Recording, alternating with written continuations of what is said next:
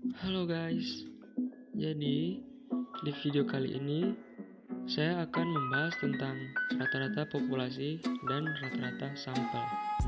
Nah, bisa teman-teman lihat gambar tersebut merupakan ilustrasi dari populasi dan sampel. Oke, tidak usah berlama-lama lagi, langsung saja masuk ke video pembahasannya. Nah, yang pertama saya akan lebih dulu membahas tentang rata-rata populasi. Nah, apa sih yang dimaksud dengan rata-rata populasi? Jadi dalam statistik, rata-rata populasi didefinisikan sebagai rata-rata dari semua elemen dalam populasi. Ini adalah rata-rata karakteristik kelompok, di mana kelompok mengacu pada unsur-unsur populasi seperti barang, orang, dan lain-lain. Berikutnya, rumus rata-rata populasi.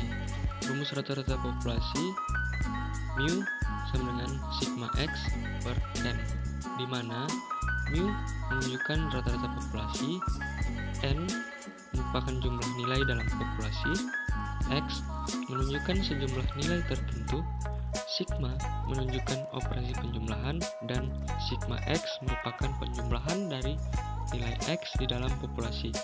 Nah teman-teman, dengan bantuan rumus berikut, rata-rata populasi dapat dihitung. Nah, sebagai contoh, terdapat 12 karyawan bagian penjualan yang dipekerjakan oleh Otto Outlet Carpet Road. Rata-rata jumlah komisi yang mereka peroleh bulan lalu sebesar $1.345. Hal ini merupakan nilai dari populasi karena kita mempertimbangkan seluruh karyawan bagian penjualan. Nah, bisa teman-teman lihat di bawah ini ada contoh lain dari rata-rata populasi. Berikutnya, jika kita merumuskan populasi seperti ini, rumusannya sudah jelas, tapi belum tepat. Jelas maksudnya? Yang pertama, parameter yang ingin diteliti sudah jelas, yaitu nilai IPK mahasiswa UNPAD dan bukan parameter lain, seperti tinggi, nilai IQ, dan sebagainya. Kedua, populasinya hanya mahasiswa UNPAD, bukan nilai IPK mahasiswa dari universitas lain. Belum tepat maksudnya, apabila kita berbicara tentang mahasiswa UNPAD, cakupannya cukup luas. Apakah kita akan mendata nilai IPK semua mahasiswa UNPAD dari semua angkatan, baik yang masih aktif, non-aktif, meninggal, DO, maupun yang sudah lulus? Dengan demikian, batasan ruang lingkup dari populasi yang akan diteliti harus didefinisikan dengan jelas dan tepat, karena semua kesimpulan yang nantinya akan diperoleh dari hasil penarikan contoh atau sampel hanya berlaku untuk populasi yang dimaksud, bukan untuk populasi yang berada di luar batasan ruang lingkup yang diberikan. Berikutnya, coba teman-teman perhatikan pendefinisian populasi berikut. Nah, pendefinisian populasi seperti ini sudah jelas batas ruang lingkupnya, sehingga kesimpulan apapun yang diberikan terhadap suatu sampel yang diambil dari populasi tersebut hanya berlaku untuk populasi yang dibatasi oleh mahasiswa agroteknologi angkatan 2009. Berikutnya, jenis-jenis populasi. Populasi dapat dibagi berdasarkan keadaannya atau kompleksitasnya dan berdasarkan ukurannya. Populasi berdasarkan keadaannya. Populasi ini terbagi menjadi dua jenis. Yang pertama, ada populasi homogen, dan yang kedua ada populasi heterogen. Populasi homogen. Populasi dikatakan homogen apabila unsur-unsur dari populasi yang diteliti memiliki sifat-sifat yang relatif seragam satu sama lainnya. Karakteristik seperti ini banyak ditemukan di bidang eksakta, misalnya air, larutan, dan sebagainya. Populasi heterogen. Populasi dikatakan heterogen apabila unsur-unsur dari populasi yang diteliti memiliki sifat-sifat yang relatif berbeda satu sama lainnya. Karakteristik seperti ini banyak ditemukan dalam penelitian sosial dan perilaku yang objeknya manusia atau gejala-gejala dalam kehidupan manusia yang bersifat unik dan kompleks. Populasi berdasarkan ukurannya. Populasi berdasarkan ukurannya dibagi menjadi dua. Yang pertama, populasi terbatas, dan yang kedua, populasi tak terbatas. Populasi tak terbatas. Populasi yang dapat dihitung jumlahnya. Namun, terkadang populasi terbatas sangat besar, sehingga dapat diperlakukan sebagai populasi tak terbatas untuk kesimpulan statistik atau generalisasi. Bisa teman-teman lihat, ada dua contoh populasi terbatas. Yang pertama, jumlah penjualan produk perusahaan periode 2018 sebesar 1 miliar rupiah, dan yang kedua, jumlah karyawan perusahaan yang akan dilakukan survei sebanyak 1.000 orang. Populasi tak terbatas. Populasi yang tidak memungkinkan peneliti menghitung jumlah populasi secara keseluruhan. Populasi seperti ini disebut tak terbatas atau tak terhingga. Ada dua contoh populasi tak terbatas. Yang pertama, meneliti berapa liter pasang surut air laut, dan yang kedua, meneliti logam yang mengandung emas sampai tak terhingga kali pengambilannya. Selanjutnya, rata-rata sampel. Apa itu rata-rata sampel? Jadi, rata-rata sampel adalah nilai rata-rata yang ditemukan dalam sampel. Sampel hanyalah sebagian kecil dari keseluruhan. Rumus rata-rata sampel adalah X bar sama dengan sigma XI per N. Jika itu terlihat rumit, itu lebih sederhana dari yang Anda pikirkan. Ingat rumus untuk menemukan rata-rata dalam matematika dasar? Ini adalah hal yang persis sama, hanya notasinya atau simbolnya yang berbeda. Nah, mari kita pisahkan menjadi beberapa bagian, di mana X bar hanya singkatan dari rata-rata sampel.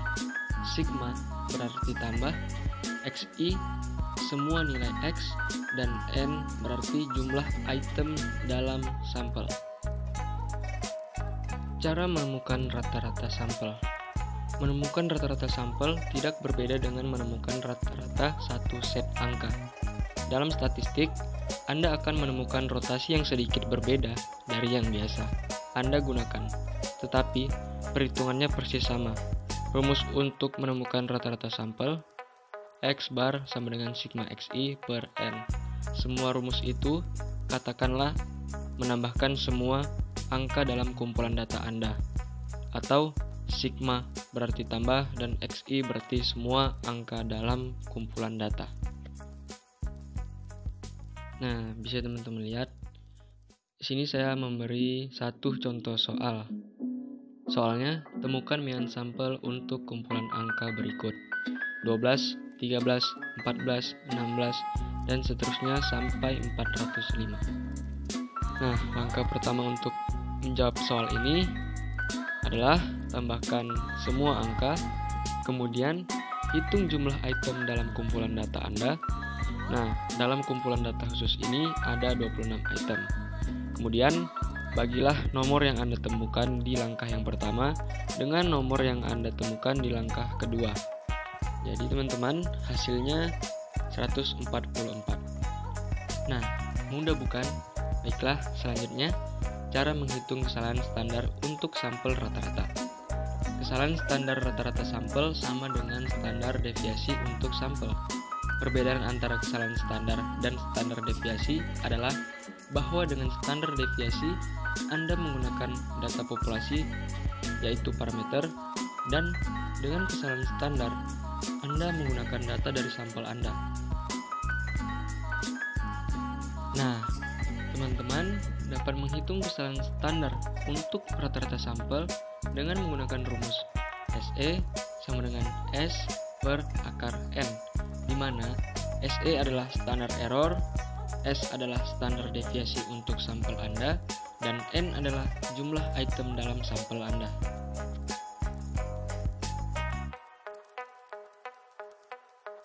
Nah, berikutnya, langkah-langkah menghitung kesalahan standar untuk sampel rata-rata.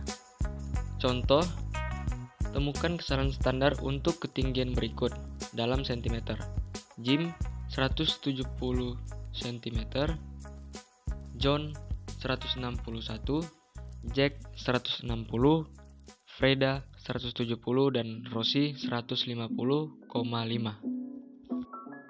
Nah, langkah yang pertama untuk menjawab soal di atas adalah dengan temukan rata-rata dari kumpulan data. Kemudian langkah yang kedua, hitung penyimpangan dari rata-rata dengan mengurangkan masing-masing nilai dari rata-rata yang Anda temukan di langkah yang pertama. Kemudian langkah yang ketiga, beri tanda pada angka yang Anda hitung di langkah yang kedua. Langkah yang keempat, tambahkan nilai yang Anda hitung di langkah yang ketiga. Kemudian langkah yang kelima, bagilah nomor yang Anda temukan di langkah yang keempat. Langkah keenam, ambil akar kuadrat dari angka yang Anda temukan di langkah yang kelima. Dan yang terakhir, bagilah angka yang Anda hitung pada langkah keenam dengan akar kuadrat dari ukuran sampel. Nah, jadi itulah cara menghitung kesalahan standar untuk sampel tersebut. Nah, jadi teman-teman, kesimpulannya, metode perhitungan dari kedua cara adalah sama, yaitu jumlah dari semua pengamatan dibagi dengan jumlah pengamatan. Tetapi, ada perbedaan besar antara bagaimana mereka diwakili. Sementara, rata-rata sampel ditulis sebagai X bar atau kadang-kadang M, populasi rata-rata diberi label sebagai mu. Rata-rata sampel adalah variabel acak, sedangkan rata-rata populasi adalah konstanta yang tidak diketahui.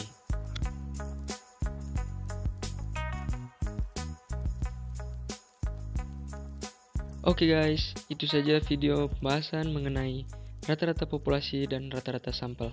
Semoga Anda dapat mudah memahaminya. Jangan lupa di like, subscribe, dan di share ya teman-teman. Terima kasih.